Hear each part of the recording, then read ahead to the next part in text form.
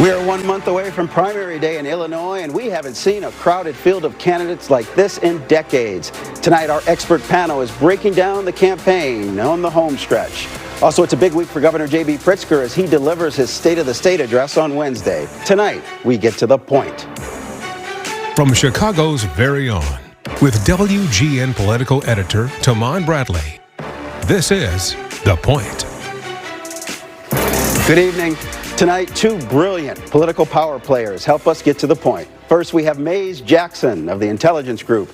Mays has more than 2 decades of experience advising and strategizing for Illinois politicians, mostly on the Democratic side. He's also the former host of the Mays Jackson Show. Also with us tonight, Patrick Finkston. He's the author of the widely read political newsletter, The Illinois. Finkston hosts his own radio show in Springfield, and he's also a political strategist who's worked for a number of elected officials on the Republican side of the aisle. Gentlemen, it's good to have you here. Good to be here. Hey, let's do it. There's all these open seat congressional races. Why don't we begin with the 7th district? That is the Danny Davis seat. He is endorsing LaShawn Ford. He is taking him around. We also have in that contest well-known people like Richard Boykin and Melissa Conyers-Ervin. Beyond that, there's a lot of money behind River North developer Jason Friedman. How do you guys see this race playing out? Mays. You know, I think we looked at Danny Davis's endorsement as kind of the key to this race, and he came out endorsing LaShawn Ford, and so I think that gave us the thought that LaShawn would be the front runner. But what I'm hearing is polling says that LaShawn Ford and Melissa Conyers-Ervin are neck and neck, and then with this money being dumped in by AIPAC, I'm thinking that maybe Melissa Conyers-Ervin is going to have a competitive advantage here. She's everywhere.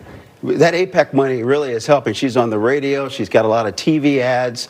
She's run before. No surprise there that she's sort of starting to stand out?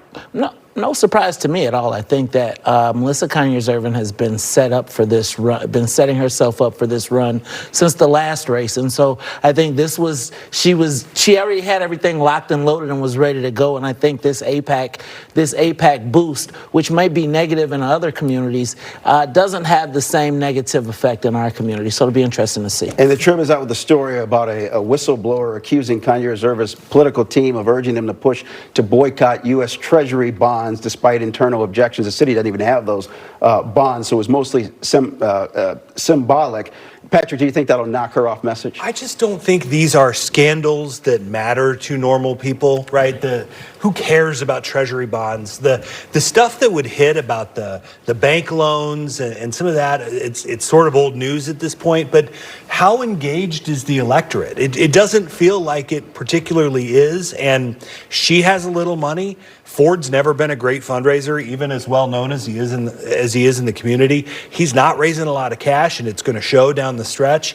Even with all of her baggage, it's stuff that just doesn't resonate with regular voters that are barely tuned into this race as it is.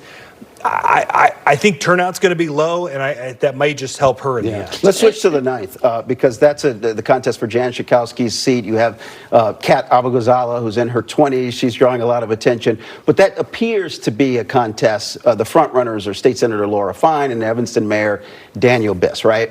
It certainly seems that way. You know, Streamer Girl Abou-Ghazaleh has certainly got a splash when she got into the race against Schakowsky initially. She's raised a lot of money from out of state, out of district, but really Fine and Biss have serious political bases. Biss from having served in the House and Senate and running for governor and now being mayor of Evanston. Fine followed Biss's track in the House and now in the Senate. They have built-in constituencies. No one else in that race really does in a large swath of that district. You know, Han Nguyen, who's a state rep in the city, has a much smaller base in the district. Mike Simmons, a state senator, has a much smaller base in the district. So it really seems like a two-way race with a bunch of also-rans. You know, and we were talking about how controversies maybe don't necessarily stick when you go to the 2nd district. Jesse Jackson Jr. Mays is trying to make a comeback. Well, he is trying to make a comeback, and I think that there is a sentimental love for the Jacksons just that runs throughout our community. But I don't know if he's got if that is going to carry over and it's going to get them over the top. Now, I think the numbers say automatically, I think everybody thought that this was Jesse Jackson's race to lose. But once again, we saw the influx of this AIPAC money that has put Donna Miller all over the TV. And then I think we thought initially probably that a person like Robert Peters would get some traction as well because he was one of the Bernie bros. But then you look at people like State Senator Willie Preston, who has kind of served as a counterbalance to him in that Landed space. some good attack lines. Yeah, and then you think about Yamika Brown, who's also in that race, who comes from a significant political operation. So I'm interested to watch how this is all going, and I think that we look at AIPAC as being such a negative in the other communities, but in the black community, I don't know that if it's such a negative as of yet. Interesting. All right, let's move on and talk about the U.S. Senate contest, the Democratic primary there. We have a debate at WGN coming up on Thursday night. Raja Krishnamoorthi, powered by a ton of money, build an early advantage. Juliana Stratton seems to have some energy around her campaign, and Robin Kelly is well liked. What do we think happens there, May? I think this is really one of those races where everybody's in a toss-up. I think this is Raja's race at this point to lose, although I do see Juliana coming up with some steam. Robin doesn't seem to have a tremendous amount of money, but she seems to be the most prepared, the most well-liked. But I'm leaning towards Raja Krishnamoorthi in this race. It certainly feels like Kelly and Stratton are cutting into each other's bases a little bit. The Pritzker money that has come in for Stratton in the last couple of weeks is certainly going to raise her up a little.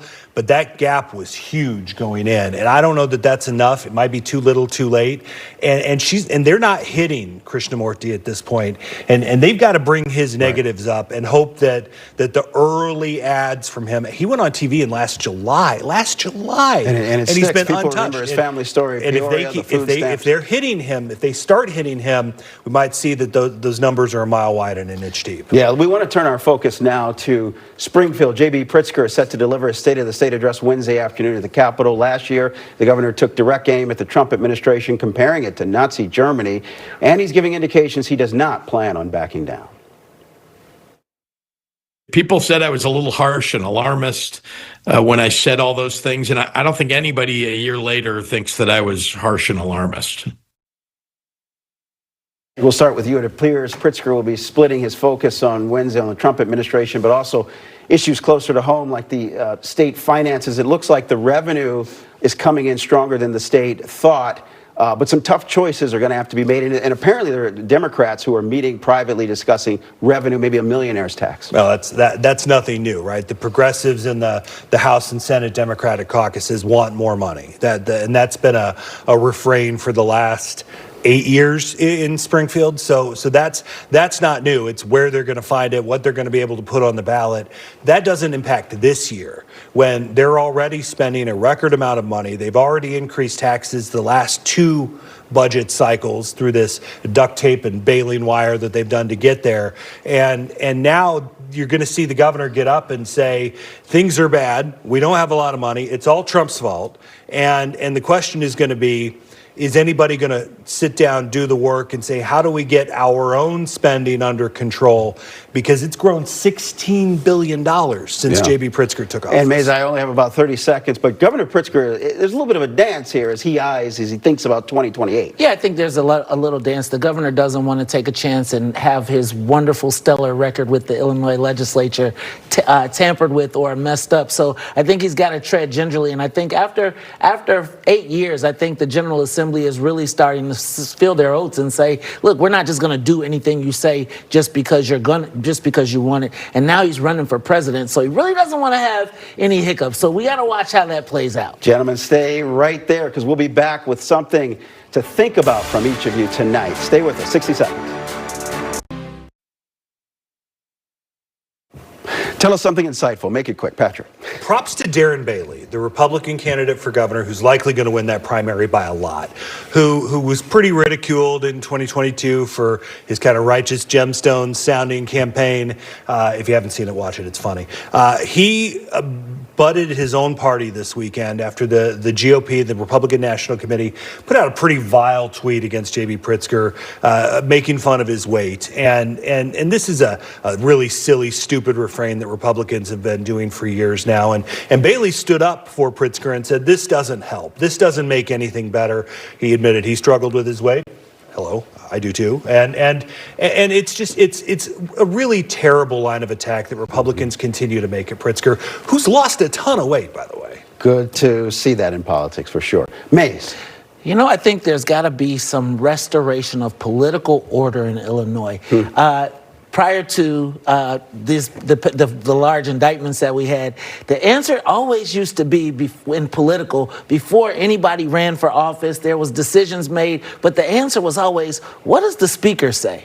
What does the speaker say when it was Michael Madigan? I think that Illinois has lost its kind of sense of political order. And so as soon as this election is over, I think we're going to see somebody having to put their fist down and say, I'm the new boss around here, right? And so I'm looking for Speaker Chris Welch to step up and to fill into that spot coming soon. Interesting. Well, we'll see what Governor Pritzker has to say about that. Gentlemen, where are we going after the program?